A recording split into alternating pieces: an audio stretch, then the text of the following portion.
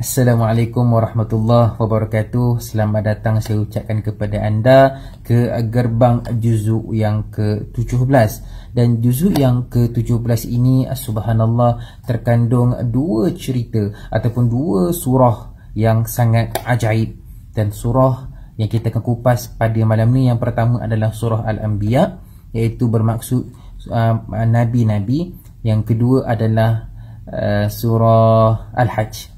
Baik, dalam surah Al-Anbiya, pertama, kenapa surah Al-Anbiya ini dinamakan dengan Al-Anbiya, yang bermaksud nabi-nabi? Kerana surah ini adalah paling banyak menghimpun dan menceritakan para nabi dalam satu surah. Dan dalam pada itu cerita yang menarik dan panjang sikit adalah kisah Nabi Ibrahim. Dan apa sebenarnya tujuan surah Al-Anbiya ini diturunkan? Kerana yang pertama adalah Allah nak menjawab satu persatu tuduhan yang dilemparkan oleh kaum Quraisy, yang mana mereka terutama berkaitan dengan tauhid, tentang macam mana mereka syirik. Allah Ta'ala nak respon, dan juga hari akhirat, yang mana penghujung surah ini merakamkan tentang kedatangan para anbiya ini adalah rahmat bagi seluruh manusia sebenarnya. Dan kisah Nabi Ibrahim macam diberitahu tadi, kisah yang panjang dalam surah ini. Sebab apa?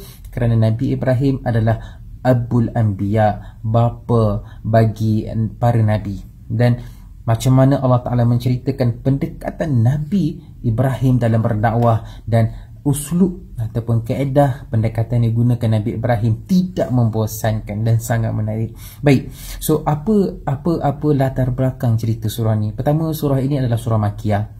Surah Makkiyah yang mana diturunkan pada fasa 3 terakhir, ketika mana para sahabat diberikan tekanan fizikal pada sahabat yang masih berbaki lagi di Mekah pada ketika itu.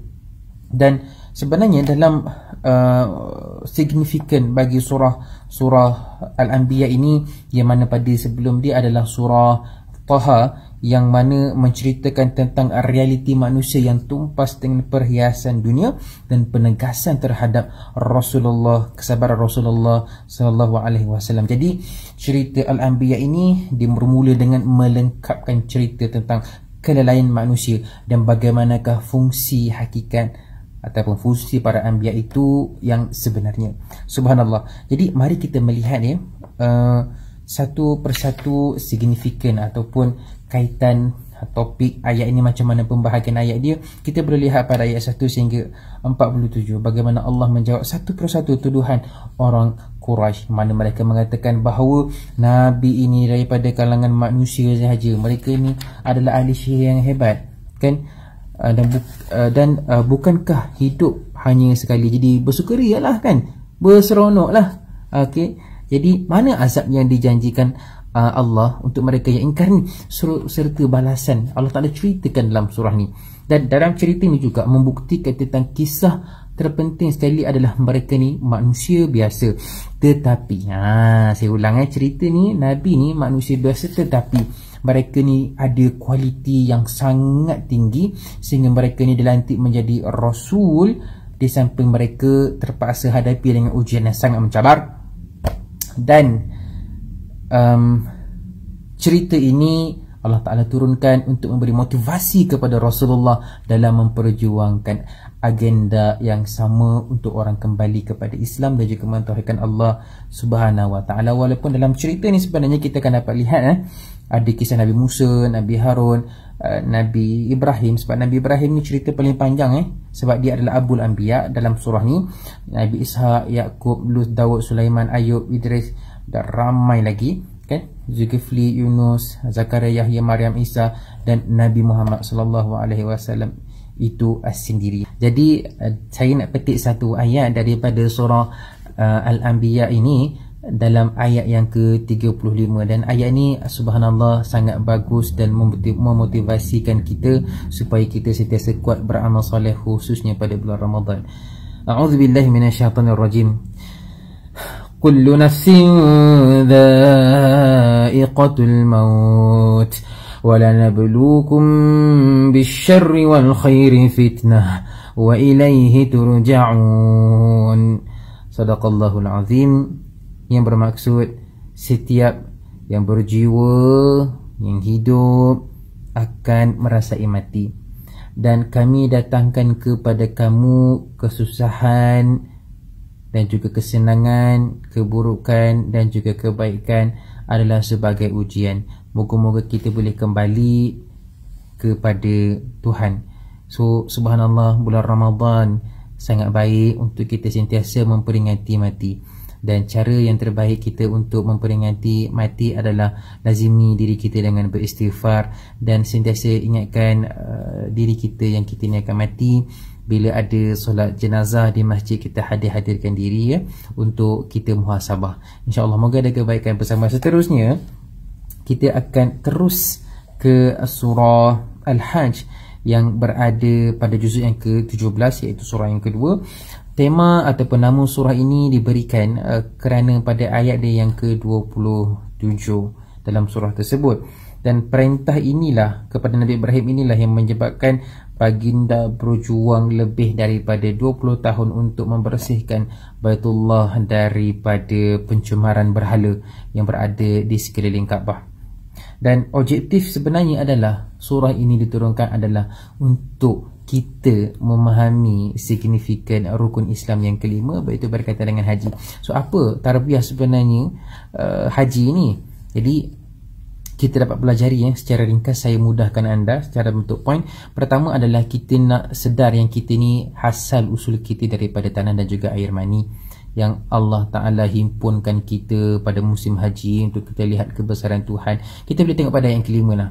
Kemudian daripada situ kita dapat tengok macam mana Allah Ta'ala perhimpunan besar untuk cabaran untuk mencipta seekor lalat. Silakanlah kalau kita mampu. Itu cabaran Allah kepada kita dalam ayat ke-73.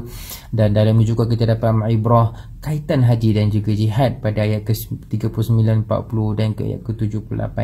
Dan kaitan haji dengan budaya musafir untuk kita tadabbur mencari ibrah alam ini pada ayat ke-46, dan ibrah sujud sejadah pada ayat ke-18 dan juga 77. Dan bagi kita yang akan sambung Aidil Fitri tak lama lagi, iaitu ibrah yang kita boleh pelajari daripada takbir raya dalam surah Al-Baqarah dan takbir raya Aidil Adha pada ayat ke-37. Aidil Adha pada ayat ke-37. Jadi sini juga kita dapat belajar tentang musyrikin Quraisy yang mana 13 tahun perjuangan Rasulullah, tapi mereka masih memilih syirik sebagai jalan hidup mereka. Dan Allah Ta'ala yang akan uruskan mereka pada hari perhitungan nanti. So subhanallah, dalam ni juga kita dapat tengok para sahabat Nabi, Masjidil Haram ni bukan sahaja milik musyrikin. Maka kita jangan halang mereka untuk berkunjung menunaikan haji, berkunjung ke tanah asal mereka. Dan ingatlah sebenarnya siapa yang mendirikan Kaabah itu pada asalnya kan. Jadi tiada halangan sebenarnya. Kita dibenarkan berjihad kalau kata kita dihalang untuk masuk pergi ke Baitullah Al-Haram.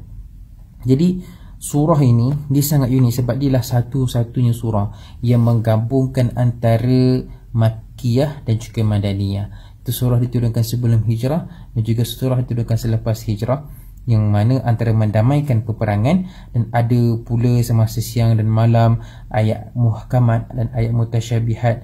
Dan subhanallah, ayat 1 sehingga ayat 24 iaitu ayat Makkiyah turun pada usia perjuangan Nabi sallallahu alaihi wasallam menjelang sewaktu baginda nak berhijrah. Tetapi ayat ke-25 sehingga 78 pula adalah ayat Madaniyah, iaitu bulan Zulhijjah, tahun pertama baginda berada di Madinah. Subhanallah.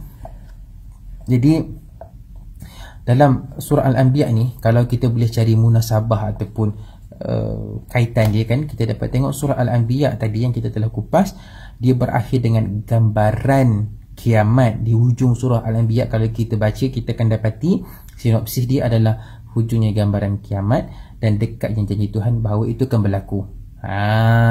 Jadi surah Al-Hajj ni dia mula untuk melengkapkan gambaran yang Allah Ta'ala bagi di penghujung surah Al-Anbiya tadi. Jadi surah Al-Anbiya ni lagi satu signifikan dia adalah surah Al-Anbiya ni dia tentang umat yang terdahulu, dan surah Al-Hajj adalah berkaitan dengan umat yang sekarang dan yang kita hadapi sekian hari, saban hari.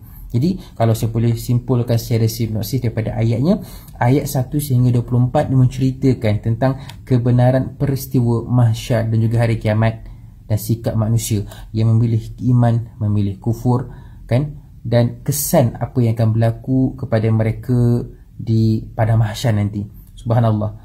Okay, kita tengok pula ayat ke-25 sehingga ayat 37 menceritakan bagaimana Nabi Ibrahim membina Kaabah dan juga menunaikan manasik haji yang sepatutnya memakmurkan adalah orang-orang yang beriman kepada Allah Subhanahu Wa Taala.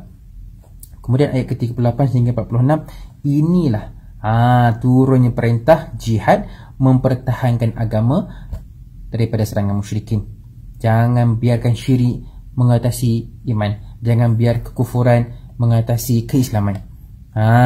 Kemudian tengok ayat ke-47, ini sinopsis 47 sehingga 59, jawapan Allah Subhanahu Wa Taala kepada yang minta lah nak azab itu diturunkan dengan segera. Macam mana Allah Taala respon? Ayat ke-45 sehingga 59. Dan seterusnya sambung kepada checkpoint 60 sehingga 76, Allah Subhanahu Wa Taala menundukkan alam ini buat kamu sehingga ke satu masa sekalipun kamu mahu terus kufur kepada Allah Subhanahu Wa Taala. Dan last, subhanallah, kita berada di babak yang terakhir dah.